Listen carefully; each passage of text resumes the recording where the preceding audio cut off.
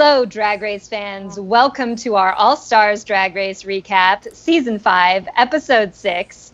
We are here on the newly established Drag Race Television. I am your host, 123 Jackie B. With me, as always, are Tez. Hey, say hi. How's everyone doing? Mark J. Freeman. Hello, a little less makeup today. And Ollie Drennan. Hey, what's going on? Thank you guys so much for joining us on our new channel. We're going to give you the breakdown of the episode. So can I get you guys' initial thoughts on this episode? I loved the challenge. So I love a challenge that has multi-layers where there's like acting, you have to make costumes. So that was exciting for me. No, I would agree. I like the challenge. I like the fact that they were able to get back into some sewing. I like when there's a sewing challenge and there's always somebody that can't sew. So it's always interesting to see how that turns out. So I liked it. It was a good like ball. I wanted one more category, but that's just me. No, I agree. Ollie, thoughts? I kind of want another category too, but I also, hopefully in the future for Drag Race seasons, I hope they do the ball like later on.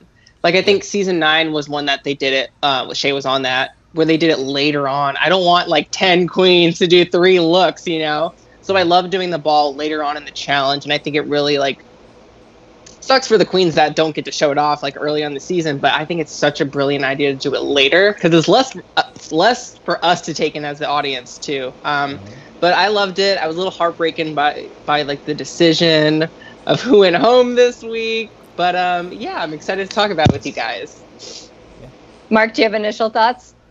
No, I liked it. I felt like it was kind of pushing for a theme. Although I did love that Ru's sisters were there and stuff like that. I liked that part of it. But like, I think Juju even says, "What is backyard couture?" and stuff like that. So, but I did. I enjoyed it, and I agree. I think a third category would have been good. I mean, even like just do like backyard bathing suit, something. You know what I mean? Like some things that they repeat stuff all the time, and especially if it's for this, you can repeat something. So, yeah, gardening. I don't know. Something for gardening. I do want to take a moment to say, for those fans, as you noticed, we're not broadcasting from AfterBuzz TV, which is where we normally broadcast. They're on a hiatus for the summer. So thanks to a combination of Tez and Mark, we've been able to have the technology to bring this to you to finish out the season. So please give them like ultra kudos online for being like technology and image geniuses, because I was trying to figure it out and I was woefully lost. Take any credit for that, because I didn't really do anything except say, "Can we do this?" Tez is the winner of the challenge this week. He is the technology challenge. I probably won't be the lipstick assassin, but at least I won. But be sure to go follow our new Instagram and Twitter, which is Drag Race Television, Instagram and TV, and we have a new Facebook page too, Drag Race TV. So be sure to follow all those, because that's where we're going to be posting links for these shows, and you can find out if we do other things and post to that channel. Yeah. So like, comment, and subscribe on those channels, and you could become fan of the week. And we're working on getting iTunes approved. I've already submitted our intro episode. I think so. We haven't been approved yet. I saw something in the email. So okay. Well, I think we might have. Stay tuned for that, and then when we get on iTunes, comment there as well. Yes. So I want to get started by we got talking about the workroom. One of the things I was bummed out about is, you guys know that I always like to see like inside the nitty gritty of the challenge. Mm-hmm. So whenever they say that we're doing an unconventional materials challenge, I get really excited, because I am picturing the queens doing like, you know, the dumpster challenge back in the day, where they're just like running against each other and grabbing stuff. Mm-hmm. So I was a little bummed to see that we only see them coming back with the materials. We don't kind of see their process into picking the materials. So and then they upended that for more of the personal discussions that I know, like, I don't mind them, the ones where people are talking about, you know, their family members dying or whatever, but I do think that it ruins some of the content of the challenge, because we're missing what got you to this point where you now have like these watermelons, Jujubee, and why does Blair's outfit look like it has nothing from there on it? Like, I don't know, you know. Right. It's like when on Project Runway, when they go to Mood or whatever, you see them, oh, I gotta get this fabric because so and so. So yeah, I guess I didn't think about that, but yeah, everyone had kind of like a backstory, and it was very a heartbreaking episode, hearing some of the stories from like Shea and Jujubee. Even Ru was crying. Ru cried twice. I'm like, oh my god, damn. Like, but yeah, it was a lot to take in, but I can't even complain because I really enjoyed hearing everyone's story this week. I think the only person that didn't have a story was like Blair, but yeah. Blair's story was she didn't use the materials from the challenge. That's her story. I don't know, like with me, I think that that's one thing this season has done a lot. They've tried to focus a lot on like these stories and like just, you know, more about the queens, which is good, but like you said, I didn't think about it till you mentioned, like, that is something that was missing. Like, we like seeing them fight over this, like, these tether balls and things like that, just to see, you know, fight over it, and they get these items and come back and then go into like the conversations. But this time, like I agree, you said they just had the material, so it was like, why does she have these watermelons, you know, and things like that. I agree, it was definitely missing that, and it just took away a little of the fun from the episode. Like, I didn't find a lot of fun in this episode, just a lot of like serious, heartfelt, and then now we're in the backyard, you know. Right. Mark, do you have any thoughts on that? Nothing to add. Oh, okay. I mean, I do. I also like that, you know, Alexis did make this comment that this is what, before drag queens get to the point where they have a lot of money, this is what they would do normally, you know? So that's why it's also really exciting, or really a bummer for me to see that the process was skipped over, because you think people like Cracker were saying, okay, well, this is what I did as a kid all the time, and this is what we did before we had money to be able to do these, like, have designers to do our outfits or whatever. So you kind of miss that aspect of the creative process. And then you think of queens like Shea, who said, okay, well, I have like a design background. Well, her outfit was incredible in the end, and we didn't see how she got there. Right. So no, I do. Oh, go ahead. No, real quick. Also, that's another reason why I was rooting for Alexis in this episode, because she has been around for so long doing drag. Whereas like someone like Blair, not to discredit Blair at all, I love Blair, but like, she's very not new to drag. She's been doing drag for a while, but Alexis has been in it for years, and like before Instagram, before social media. So like this really meant a lot to her. So in this episode, I was like, come on. I'm really rooting for Alexis to stay and to know that she makes, I think she said she makes like everything she wears. Like no one really makes her outfits other than herself. Everything she brought was like 95% her doing. So yeah. Also, this is the design challenge, as you brought up. So it was a fun episode, but it was just hard because I feel like there was so much fighting against her, especially with like the India drama. So I don't know. It was unfortunate. And we did have, Tez, as you said earlier, we did have these very like serious moments. So like Shea talks about how her dad died of cancer before season 9, and then her sister died of breast cancer, which I was like, oh my God, what a thing to happen, like one right after the other. And then Juju talks about how like she became a ward of the state and then got to live with her aunt, but then lost her sisters. And I think these stories are important because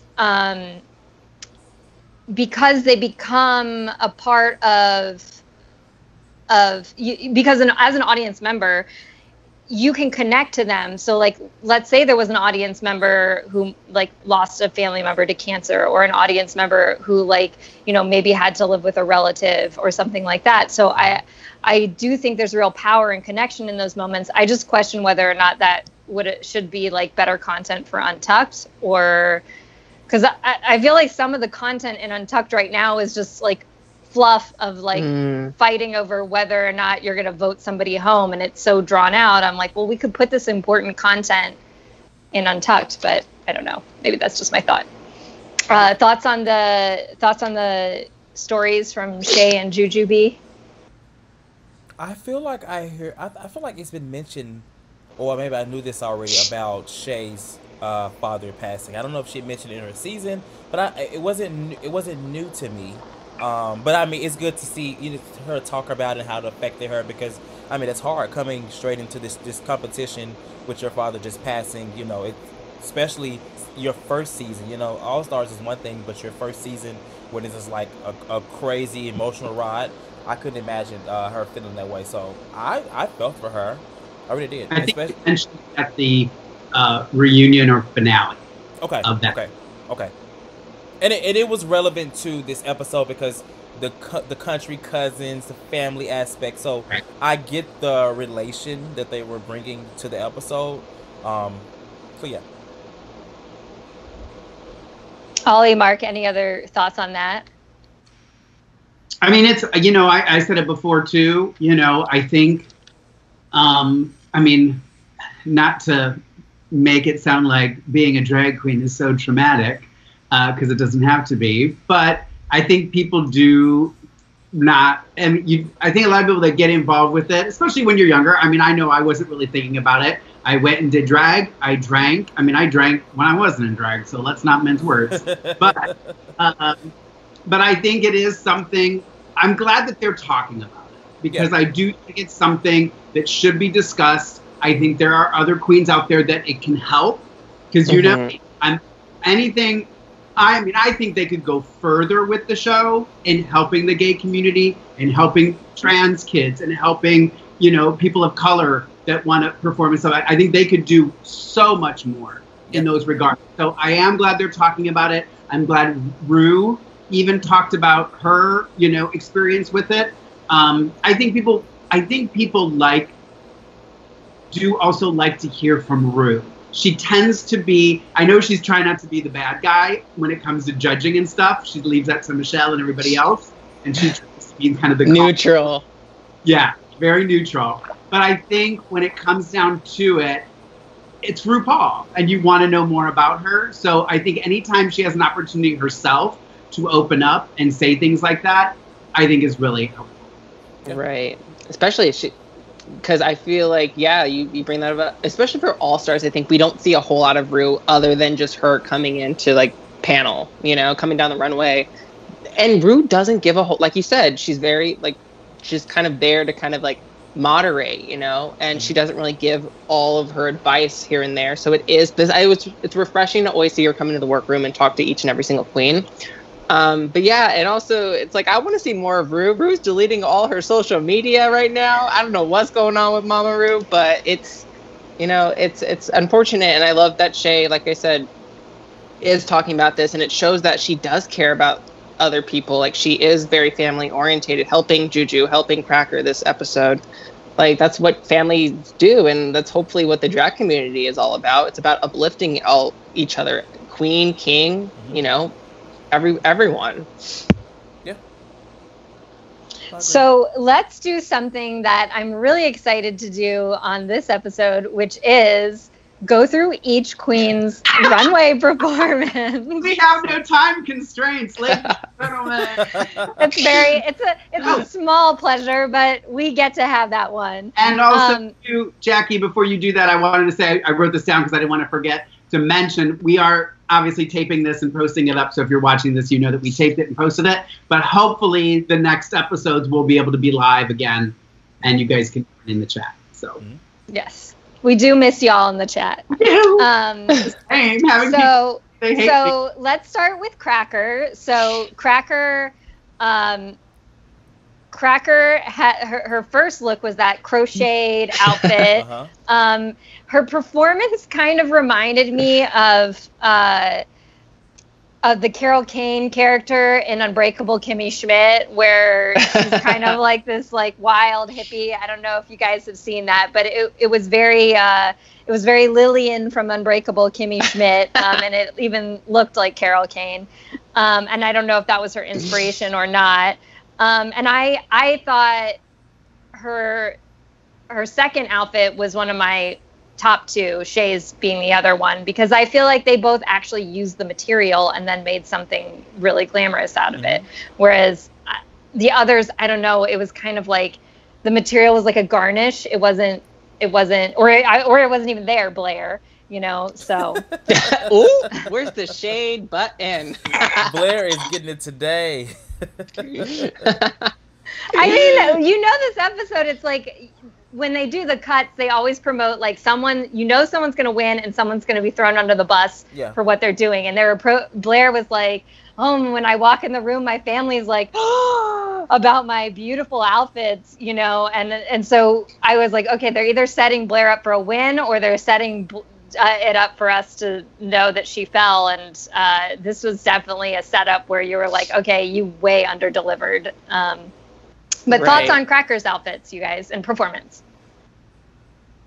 I'll let Mark you should go first. Silence. No, Mark has no words. So, okay. The reference I saw was, I agree, but if you watch American Horror Story, Coven, Misty, you know Misty? That's immediately who I saw, and I was like, oh, okay, I saw it, and I thought it was okay. Her performance it wasn't really funny to me, because they were trying to say, like, it should have been funny, but I didn't get that.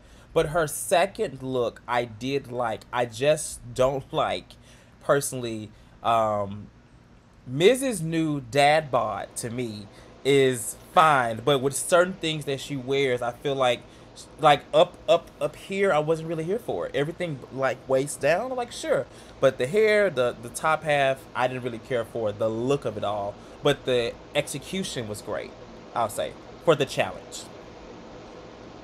That's my opinion. Mark is ready. I didn't like the first look. It looked just like swamp girl, weird. It just didn't look like everybody else's backwoods thing. I could see the reason behind it. It just, she looked like a creature to me. I don't know. It was just weird. I don't know if it's like this trick they're trying to play on us, where they want you to go, they're the funny one.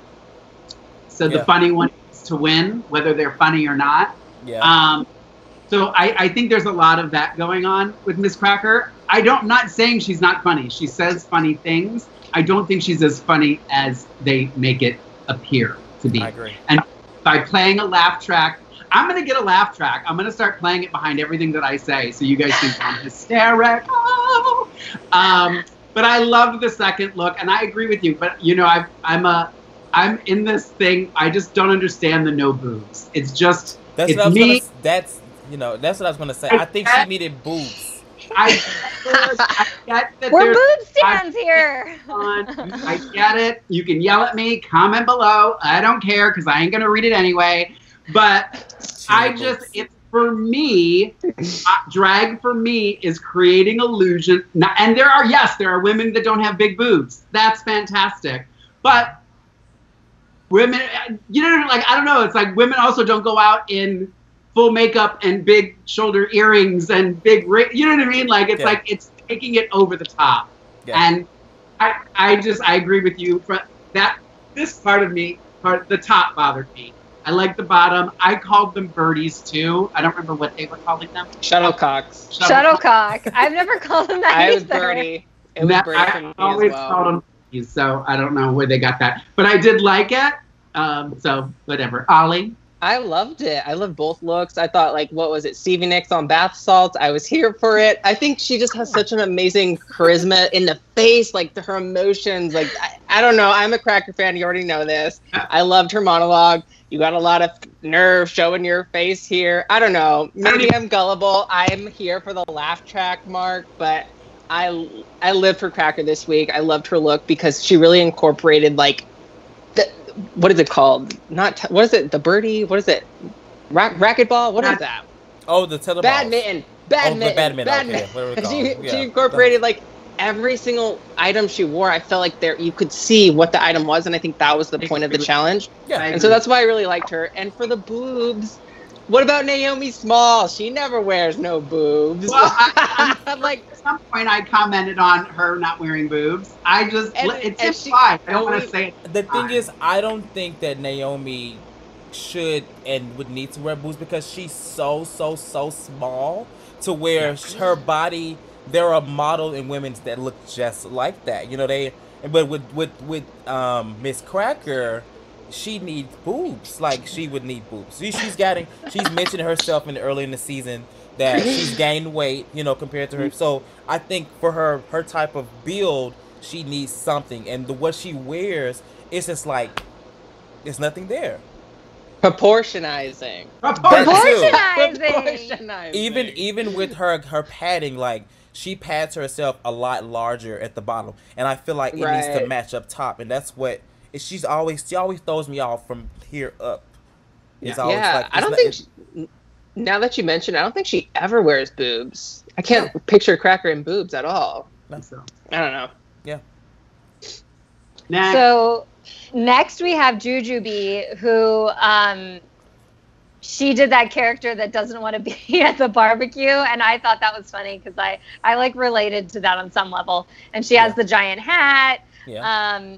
And then I thought her second look, the watermelon look, was cute. I just, you know, watermelons came from like a tablecloth or something. She explained it. It just seemed to be that most of what she was wearing outside the watermelons really seemed to be, you know, a material that they got from the scene. But it's like, I don't know. I think we lost you for a little second. Oh, I was just saying that the material outside the watermelon she was wearing, I don't know, it just looked like it was from the fabric ball. It doesn't look like anywhere else. So my main critique of that, but I still thought it was cute. Yeah, it's like we don't know where the watermelon came from.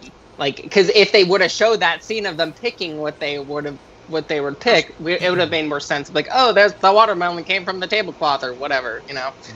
Well, I think she said something about it being her favorite fruit or something. And then she did say something about it. It was off of tablecloth or something. Somebody said, makes a comment like, oh, everyone knows that you got that off of something, whatever. But anyway. Yeah, her first look. I didn't realize that they brought those looks until she came out because she had the denim shorts on. I was like, this must have been something they brought. So it was cool. But the second one, I liked it. But looking back at it in terms of the challenge, I didn't think she did the challenge as well. She just kind of, like you said, got this watermelon and made it a part of her outfit. But I thought she was the funny one. I thought her monologue was funny. And I think, honestly, the funny that they're trying to push off of Miz is really Juju B. She's naturally just funny. And it doesn't seem forced. Yeah, I agree. And so I honestly thought she was in the top this week. If there was like another top, she would have been there. Maybe if not even one. Honestly, based off what I saw. But that's my opinion. We'll continue to go with the others. Well, we definitely love two tops. You know, we always want to have two tops, not just one top. Because that's no fun. Not as fun. Too many bottoms. There's too many bottoms this episode. I don't know about y'all. It is. Last one, this one too. Are we still talking about Drag Race? Oh, this is a Drag Race podcast? What? Oh, sorry, y'all. Sorry.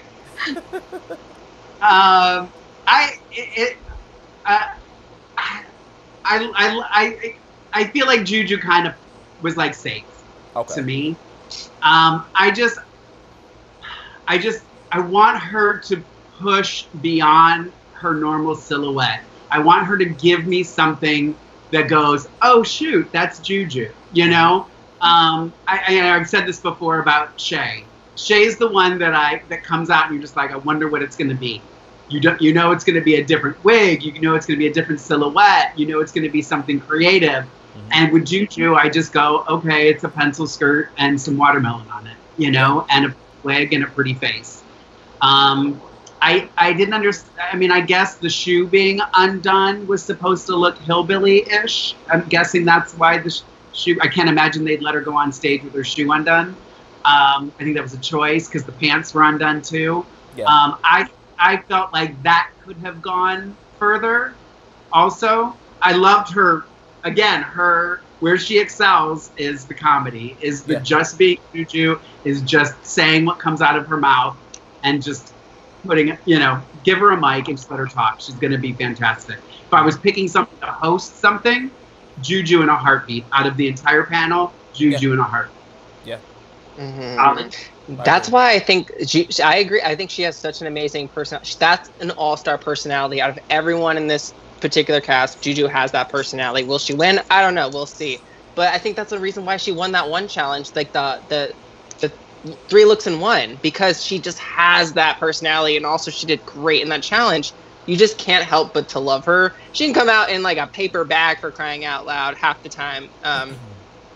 But yeah, I think this week it was between Shea and Cracker. I don't think Juju was necessarily one of those tops, but I did love the condescending character of like, oh, hi, I'm sorry I'm late. I didn't want to come. Like, I love that. I wish she played that even more, and maybe she would have been in the top, but I loved her watermelon look. I loved it. It was gorgeous. Yeah. Juju, I just love seeing how it's just not a whole lot. Like it's less is more sometimes, and I think that's Juju's brand, and she makes up for it in the personality category.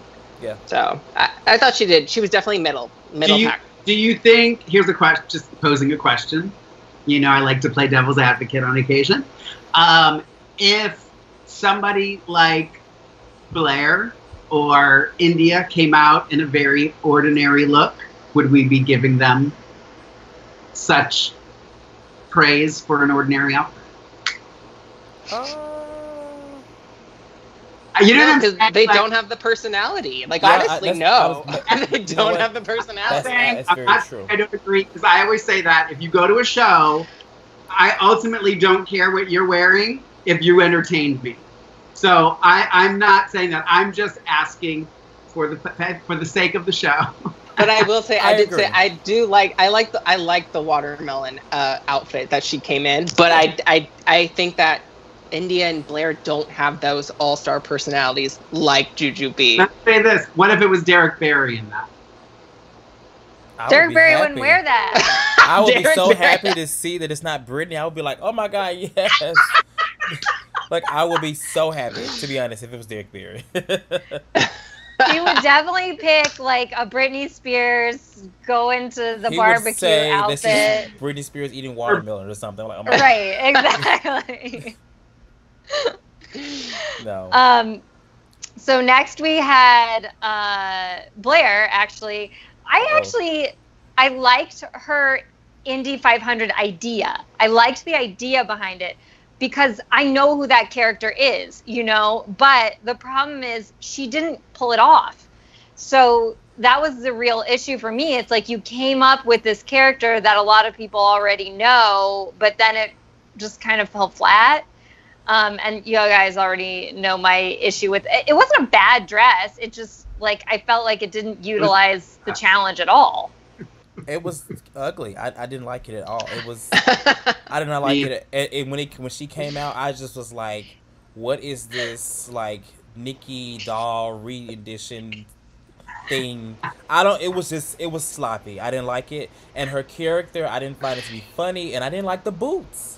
I just wasn't here for it. I was like, Blair, like, I would say up until now, I was always excited to see, like, what would Blair come out with, to be honest, because she's taking this approach to giving you something different, whether, you like it or not. But this week, I was like, I already felt like Blair should have been the one to go home anyway before that.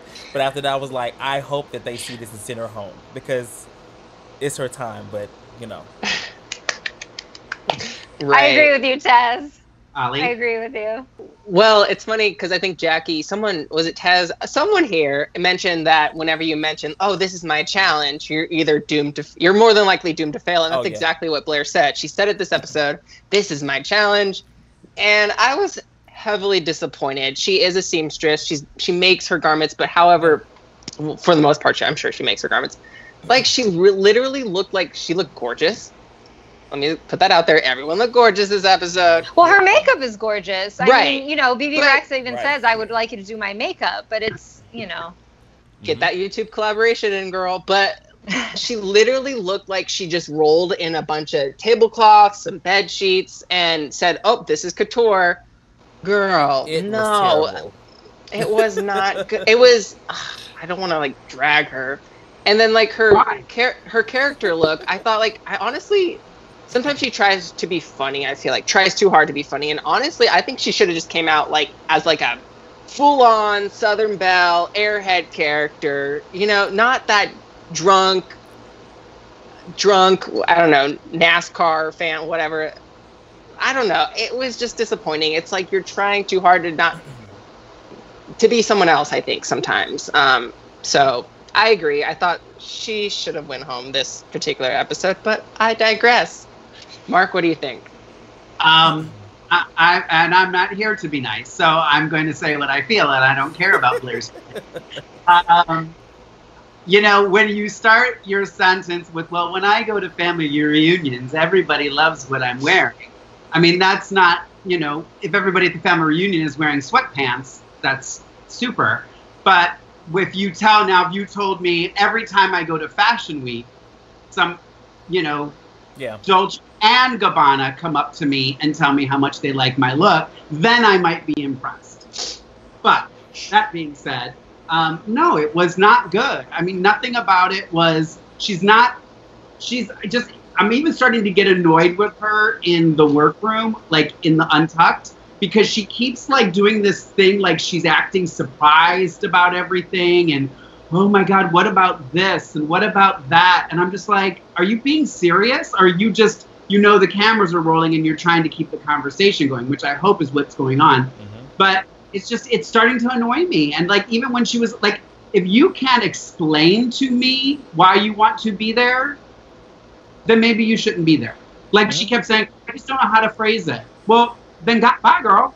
Bye. Yeah. Like, Alexis has phrased it multiple times why she wants to be there and how important this is to her. And you're just sitting there. Again, I think it's this thing of she's pretty and she's skinny and she's appealing to look at, so let's keep her around. If this was a fat girl who didn't have as much fashion sense, everybody would be like, she needs to go, she needs to go, she needs to go. We keep giving a pass to people who look a certain way and dress a certain way and have a certain wig and have a certain makeup. We let it slide. She should have been gone. She should have been gone a long time ago. I would have even let her go before India.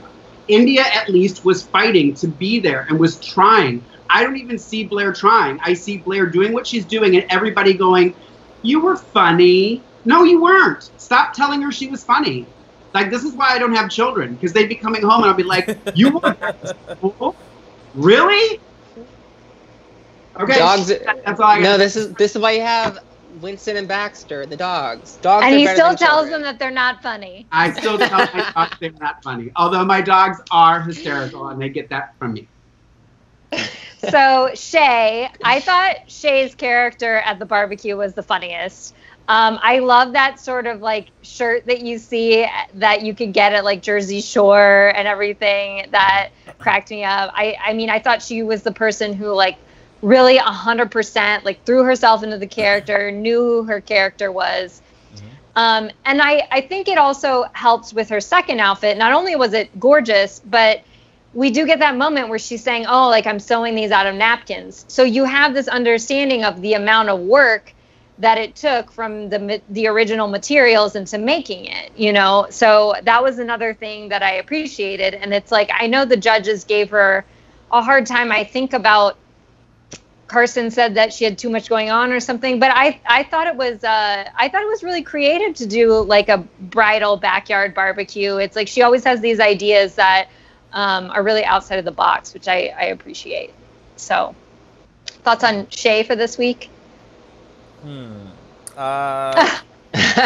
her character I can identify with because the airbrush shirt, I got that. I didn't like the boots. I don't know what's going on with me today in boots, but I didn't like the boots.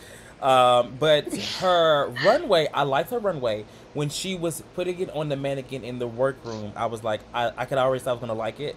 I didn't like the concept of the bride, and I didn't think it was needed.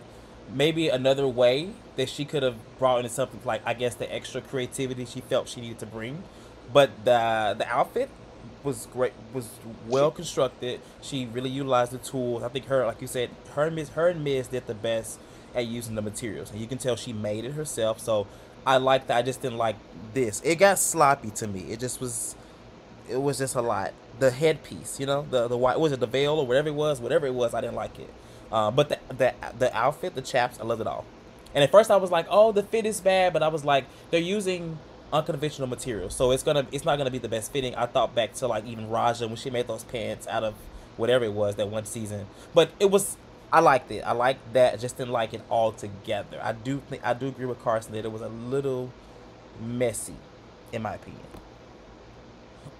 I would say props to her for making that beautiful bridal chap outfit. Yeah. At the same time, helping Juju. Yeah, helping everyone else. Yeah, she did. I guess I loved it, but I agree. Maybe it was just the bride concept is kind of like maybe she felt like covered, or maybe as a viewer I felt like she was too covered. Like I get it's a bride, but at the same time I want to see the outfit, and for her to have the bouquet, like I want to see the chaps, I want to see the top, you know. So maybe that was kind of like the disconnect.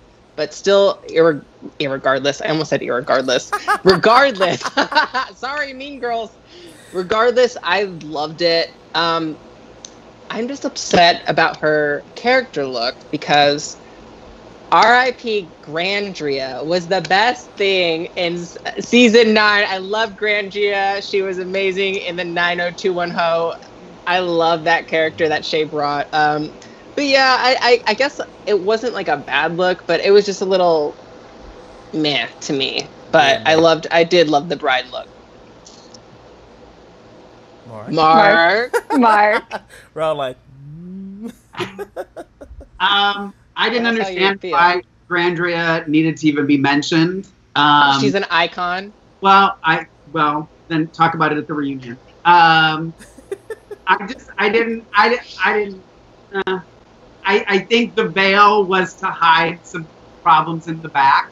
That's my guess. Oh. Maybe. It hit a lot more than the back. Yeah. It did seem, Shea always, as much as I like what she does, and I have said this, I even said this when she had the rose thing, that the Carrie look, the dress still seemed a bit busy. Like, I feel like, this is just me, I like simple. You can go through my Instagram, you'll see Lorayne is a simple gal. I felt like everything was too much. I always feel that with Shea. There's always something that needs to be brought down a level. I think her most gorgeous was the nude runway. Everything about that was perfection. It wasn't too much. It was spot on. Even the hair was a small afro. You know, it wasn't a big, you know, I think, like, that's what I'm saying. Is like, I always feel like there's something that needs, and I think that was the problem with me with Shea, was that it just seemed okay.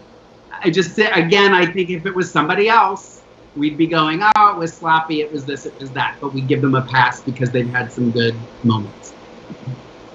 Well, I do appreciate... Oh, sorry, go ahead. Oh, no, I just had a question. Do you think... So, you mentioned, like, Shea the entire season. I feel that I think all her runways have been very too much. You know, there's always something that can be taken away.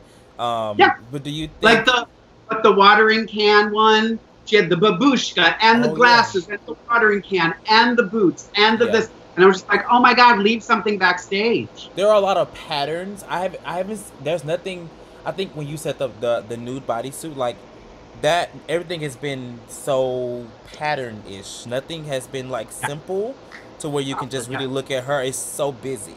And that's been my only frustration with her the entire season. Because like, she's gorgeous, you know, when she's in drag, but everything has been so many patterns. Like, she goes to the store and says, oh my God, I want that. And it's like the most busiest thing ever.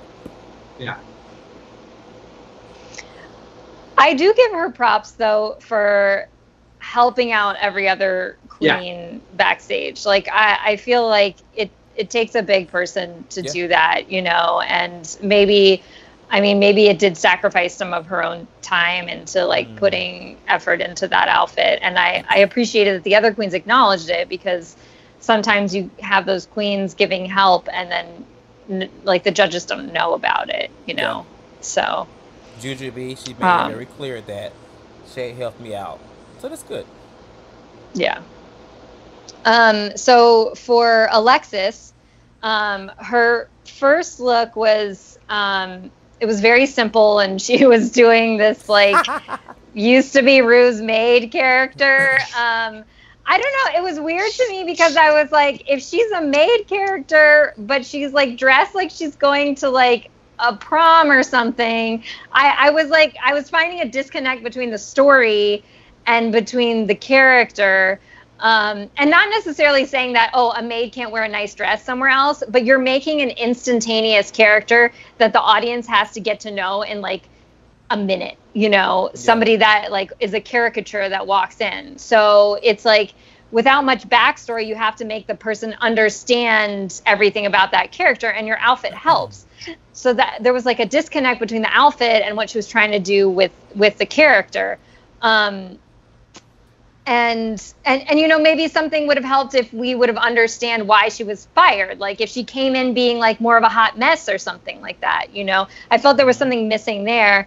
And then I liked in the second outfit how she used all the cups to make, you know, her, what is this part, her bust area thing. The kiddie pool thing I thought was funny, but it just looked weird. So until she lifted it up and showed that it was a kiddie pool, I just like, why is this poorly constructed? So it was like a funny moment, but it didn't make a lot of sense with the dress. Thoughts, you guys, on that outfit? I think it was a moment of, I have to use more than cups. What else can I do? So let's attach this to the bottom of the dress. I just felt like it was just trying too hard. I think if she would have just left it alone, I would have loved if she would have just kept it, just kept the cups here, you know, or add an embellishment somewhere else and leave it at that. I thought that was plenty. I did the first look. I was really surprised, I have to say. When she came out in that, I was like, really? This is what you chose to do for this? Yeah, I was disappointed. I thought Blair's was worse, but I was disappointed. Well, it's so funny because like she did the bare minimum for the character and then went all out extravagant with the kiddie pool and the cups with her her crafty look. So I feel like I agree, Jackie. She should have played up that character of being that unlawful maid, or maybe like an alcoholic or something. If you're going to come out in that tiny little cocktail green dress, lime green dress, play up a character, get that character going. And like the hair reveal wasn't enough. I was like, come on, just the hair reveal. Gosh. Like it didn't do anything. It just looked like she was just happy to be there. And I just play that character up to 1,000 if you're going to come out with like not a full-fledged garment, you know, that you got from like Wet Seal or whatever. I don't even know if Wet Seal is still a thing, but yeah, I don't know. I think Blair's was still the worst to me in terms of like the crafty look, but yeah, I don't know. I don't have much thoughts other than that. Tez, Alexis, I knew it was a disaster with the dress and the wig. I really feel like maybe she got low on clothes to wear, because I just don't see her prepare, because that's a prepared look supposedly. So I don't see them preparing that green dress, that hair, and then the other wig. And the wig reveal was just like so bad. It was just like they could have added a sound effect. It was just like I would have rather her come out with that wig initially and then be that character, because then I would have been more into it maybe. But it was just all bad. And then the kiddie pool thing, I mean, when she came out, I was wondering what was underneath, but I feel like it was like leaning to the side. I don't think it was even straight. It was just bad. But I don't know, I was disappointed. I was like, Alexis, like, no, they're already against you. But I don't know, I feel like she just really let that situation get to her head, and maybe that's what, because I don't see her preparing for that like that. That doesn't sound like, she's a very polished pageant queen. So it's very like, I don't see her coming out like that. There was nothing funny about that character at all. Nothing about it. It was just like, please get off the stage because this is not good to watch. But I felt bad. I was like, oh God, this is it, huh? I did feel bad. So, we'll get to the actual lip sync, but I felt bad that Alexis went home this episode because, I don't know, maybe it's because I'm a fan of hers that I felt bad, but I think Blair actually did worse in the challenge than Alexis did. Not saying that Alexis did well, but I felt that Blair did worse. But I felt that whole India, Alexis situation really got into people's heads, so they all ended up voting for her. Yeah. So that's what bums me out, because it's like we still had these scenes where Shea's talking to Juju and they both don't know what to think, and now everybody feels like they can't trust her. And so I think that whole situation, and if it turns out she didn't lie, it's like it sent her home anyway, so right. I don't know. It's unfortunate. Like, what would there be not to trust this at this point in the game? Because India's gone, Mariah's gone. I don't know. Like, I understand them thinking that she was maybe shady at one point towards Shea. I can see Shea feeling that way, but the other girls, I mean, realistically, it really has nothing to do with them because they were never approached from the beginning about it. So it's kind of weird for them to let that affect the decision. It was kind of like an easy way out. And it kind of just shows like Blair, she's sliding through, but she has created friends, and so no matter how bad, I mean, she was obviously the worst, so they put her there. But it really came down to friend versus foe, and at that moment, Alexis was the foe, in this group that's left. So it's unfortunate because I think everyone would agree that it was Blair's time to go home. I haven't seen anything online that would say anything different. Honestly, it was definitely her time, but. Out of the 5, I don't forget Blair's there, but she's definitely the one who I can't recollect a lot of her performance throughout the competition. And I think that in terms of looks over performance, I think performance is much more important at this rate for being an all-star. I agree. And I'm also surprised that since it was Cracker that won, so she had to pick the lip sync herself, I was surprised that, well, we don't know if she picked Blair or Alexis, but remember the conversation she had with Blair earlier in the season about the possible campaign of Blair possibly, I don't know if that's true or not, there's another lie, possibly campaigning against Cracker. I'm surprised that didn't come up at all. Did that come up at all in this? No. But it didn't. She so just I was felt like she was really against her. That's what Blair said, that Miz was against her or something like right. That. So I feel like I'm surprised. I don't know, maybe Cracker did actually end up picking Blair's lipstick. Who knows? And that also creates another target left in the competition, which is Alexis. So you get rid of Blair. Alexis still has a target from maybe Shea, So it'll be interesting to see what lipstick Cracker picked. But yeah, I'm surprised. I'm just surprised that conversation didn't come back up, where it's just Alexis looks like the bad guy, quote unquote bad guy. Yeah. I did.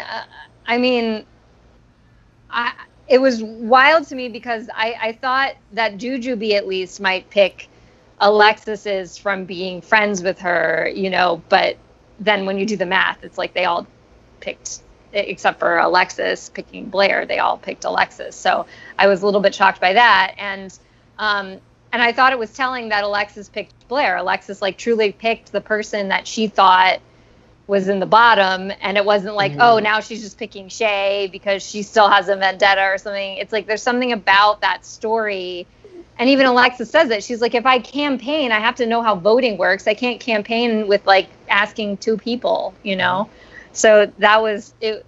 It was just weird all around. It must feel really bad to be that way, to be in the positions where you have to win, because if you don't, you're going home. Because that's kind of what it was. It's like if she didn't win, she was out of there from the jump, just based off of something that happened, and it sucked. So. And I agree with Mark. Mark earlier said how Blair was so surprised about being in the bottom. Like, girl, you and Alexis haven't won a challenge, whereas the other 3 have. So it's like this episode was definitely painting the picture of who's going to be in the top 3, at least that I think will be a top 3 if we do have a top 3. But yeah, it's like, come on, Blair, you haven't stepped up to the plate. No. At least Alexis has some highs.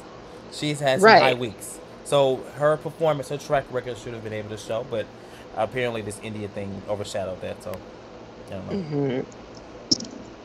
So the lip sync assassin this week was Roxy Andrews. I know some of us are not fans of Roxy Andrews, but I do think she is a lip sync assassin. I mean, when you think of that wig under revealed to be another wig, that's like one of the most iconic lip syncs of all time, just for that move alone. And then people have been trying to replicate it. And I did love the thick and juicy moment where, you know, she revealed that. I thought it was a gag. I had a great time watching that. So, and then I also appreciated it in Untucked, because everybody's talking about, oh, how much she spent on her outfit. And she's like, oh, well, I made this and then I rhinestoned my own shoes. Like, I appreciate the amount of like craftsmanship that goes into making an outfit look expensive, you know, and just as we talked about earlier in this episode, the queens like having to make their own outfits. So that I have been enjoying like little tidbits we get from Untucked with Michelle talking with the queen who goes home, or you know, the lip sync assassin having a moment to like explain something. So what did you guys think of the lip sync? I just hope they didn't I hope they didn't record. Like, remember, Mark, you were like, oh, with the Morgan Lorayne thing. It was Lorayne. Yeah. Sorry, Mark wasn't here that week. Lorayne was like, they had to record Morgan's before. That ruined it for me. And since she revealed that to me, I was like, are you kidding me, production? Like, come on. Just give it to Morgan, for crying out loud. But yeah, it was an interesting song. I love the Ariana Grande song, One Last Time. But I don't know if that's really like a lip sync song. I wanted something like, bring the lip sync assassins to assassinate. Like, we need some like upbeat, I'm gonna take this bitch down like tracks. But that song was maybe that's like a solo lip sync. I love that song, but I wanted to see Roxy do her job, like bring the lip sync assassins to assassinate. Don't let them do like mediocre things. I'm not saying that was mediocre performance. I liked it, but I want some like bangers, some bops. Bring it for All Star 6 production. Come on. But it was nice seeing Roxy from season 5. Yeah. Okay, I will say it was a performance. It was What, Mark? I said, okay, I will say it. It was a mediocre performance. I'm at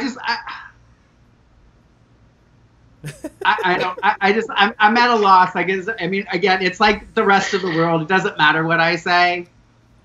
It's not going to change anything. I'm not going to change any minds. The person that they wanted to win won. Did I think it was mind blowing? No.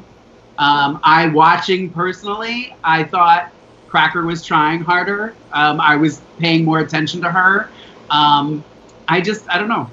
I get it. A reveal is a reveal, and yeah. I don't know. It just again, it's like thick and juicy. Girl, we've been hearing that since season 4. Like, I love the outfit, but I also just felt like with her reveals, they kind of just didn't flow. Like they kind of it was awkward moments when she revealed. Yeah. So I don't know. And also, it was expected. Yeah. The big coat. The lip sync I didn't like, actually. It was the song. I didn't like the song. I didn't like. I wasn't shocked. I mean, I was shocked to see Roxy. I consider her an assassin, but I don't think she is the assassin that I would consider an assassin. Like she started the wig reveals. She did a good one, and the Shake It Off, her one time winning in All Stars was the 2, I think. And the reveals are thick and juicy. I think Miss Cracker was trying hard. I agree. I think that the thing with Miss Cracker is that she's not a fluent lip syncer. She just does things at whenever she feels she wants to do them. Because she can do splits and everything like that, but it's never at the right moment. So it's like she's just out there doing whatever. And it's like, hey. But I didn't like it. I didn't know who was gonna win because I didn't think either one of them deserved to win. I was just like, okay. So when they said Roxy, I was like, oh, okay, sure, Roxy. I love it. Where's the shade button? I really did. But I agree with Ollie. Like, they need some. This All Stars has lacked a lot of like songs that are like you know. It doesn't have to be up tempo. It can be like your old school classic 70s, 80s. Like, they've done a good job, All Stars, with songs for lip syncs up until now. And honestly, I think what about like some Donna Summer or something? You know, like some some classics. Does anybody watch Drag Race Thailand by chance? I watched. I haven't watched it yet. I've watched clips, never the full episode. Okay, I just watched. Well, I watched season 1 on like where I found it on, I think, on YouTube a while back, and then I just watched season 2 on Wow Presents Plus, which I now have. And I have this one thing about Drag Race Thailand. I almost feel like we should do a Drag Race Thailand recap. Get everybody in. Their passion, their lip syncs are insane. Yeah. I love their runways they're always very crafty, but they do stuff that I'm like, shut up. That's what I don't care if it's crafty. If you're making me go, oh man, that's just these creative minds. It's really worth looking into and watching. They're not paying me to promote them, but that was one of the things I thought of watching this lip sync was you would never see something like this on Drag Race Thailand. Actually, I take that back. There was a lip sync on Drag Race Thailand that was very mediocre, and their head person, their Ru, said, I can't believe that this was you guys lip syncing for your life. We're going to do this again. Let's see if you guys have it in you. And they played the song again and made them do it again. And I was just like, shut up. So I have to give them credit for that because they really do try in time. That's awesome. Yeah. Any last thoughts, you guys, before we do Fan of the Week and Quote of the Week? Okay. So, Mark, do you have a Quote of the Week? Now I'm trying to find it if you want to do Fan. Oh, well, I'll do Fan of the Week. Let It Be Written, who is a Lorayne Love fan. Hopefully Lorayne will be coming back. Who is it? Lorayne Love. No. Fan. Oh, Let It Be Written. I also like the name. I thought it was very like biblical sounding. It's like Let It Be Written. Is it written or like rid? You know, like woo. No, written. Oh, written. Yeah. Okay. I was like, yeah. which one is it? Sorry, I pronounced my T's like D's. On a Sunday, Taz. That's okay. Taz is like, which one? It's after 5. And then there were 2 fans who I didn't know much about Jeffree Star, and they were basically telling me that Jeffree Star sucks. So now I don't have to even bother to look into it. So thanks to Marie Claire Fergley and Scissorhead86. You 2 are fans of the week for making myself not have to go look up Jeffree Star by pre-telling me that he sucks. So just continue buying Batme cosmetics. Yes. Yes, Batme. Did you find the quote of the week? Yeah. Yes, I did. You found it. It's not going to become as any surprise. I think it was the one thing that was said the whole episode that should be the quote of the week, which is Juju B's line, "Sorry I'm late. I didn't want to come." And I thought, she was the one who had that, like, she said she brought the potato salad with the raisins or whatever, and they were, like, joking. I thought some of the banter backstage was funnier than some of the stuff they said on the runway, and so that was a little bit disappointing, because I was like, you guys had such witty banter backstage that you could have used as material, but I guess not. I have a quick question. Did anyone see when Miz grabbed Shea's lipstick and then put it back? Yes. Oh, yes. And she was like, you know you want me to. In my head, I know. In my head, I was like, oh, do it. Oh my God. Someone in a future season, though, has to do something like, I mean, like, we all gagged when Ben de la Creme was like, I just quit, like, wrote her own name. I mean, they got to have something like that, because we know that they're manipulating certain things. Mark wanted this podcast to be called Dick in the Soup. We got to let the children listen, Mark. We got to let the children listen. That can be a new segment, the Dick in the Soup. Yes. So we know there's certain machinations going on. So I would gag over somebody doing something crazy. Although I do think, I mean, in my opinion, Shea is the front runner this season. So I think that would just be mean at this point. Yeah, we don't want Shea to get Manila'd like last season. That, just for pure shock value, I think that's a lot of reason why that happened. But like, please no, we don't want. Let's just end this season on a happy note, please. So do you guys have any news and gossip before we go? I was also going to say, clearly I'm watching WoW Presents because I don't have anything else to do anymore. But I started watching the Work the World stuff that they're showing. They do these little things because they have the Work the World tour, but they do a thing on each of the girls that's in the show. And I have to say, I've even been watching people that I don't really care for. But it's been interesting to find out more in depth about the queens, especially queens that I don't really follow or pay much attention to. So yeah, that was something I thought worth a shot. I've been watching Canada's Drag Race, and I really love it. Like, I fell in love with it. For episode 1, I was like, I need to watch this, and I'm so invested. So those definitely, are some good lip syncs. Their lip syncs are really good. And already. the queens are so interesting too. Like, you want to get to know them and where they come from. And I highly, highly recommend it. I'm a huge Jimbo stan. Like, love Jimbo, love Priyanka. Just definitely check it out. I highly, highly recommend it. You watch it too, Tez? I've been watching the clips. I'm gonna start watching. Sometimes I just I'll watch it on Instagram and just watch what I really want to see. I haven't liked the judging of it though. The judges, it seems weird with someone else saying, don't fuck it up, and I'm like, here's what I was gonna say, because I watched Thailand and now I'm watching Canada. One of the things I like about Thailand is that it's based on Drag Race, but I do feel like they have their own kind of vibe. Yeah. And I feel like Canada's trying too hard to be like Drag Race. Exactly. I wish they would come up with their own Canadian way of saying, keep lip sync for your life, but, start your, I don't know, it's just like, I don't know, it's just, it's an interesting dynamic. I like, there's parts of Canada I like. I'm not as in love with it as I am with Thailand.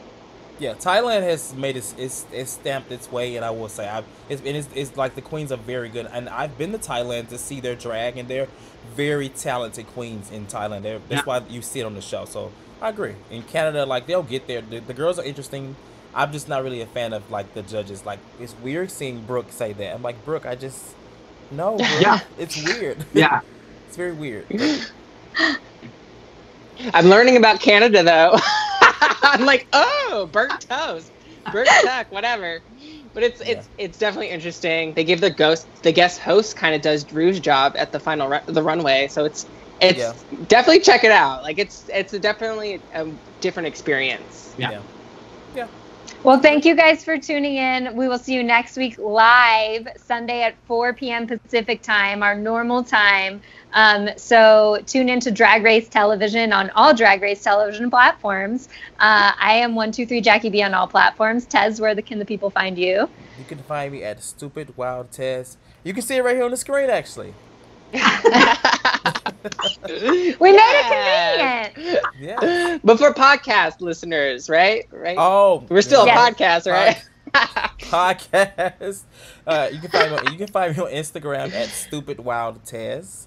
And we can talk about Drag Race and many other shows. And Ollie, where can the people find you? Hey guys, you can find me at Ollie Dreamer on Instagram and Twitter. And you can find me on the Instagram and the Twitter at @TheMarkJFreeman. And if you really, really, really want to follow Lorayne, go ahead. It's LORAYNE. That bitch. We're going to invite her back on. I'll let her know you guys want. Well, thank you guys for tuning in. See you next week. Mwah. Bye.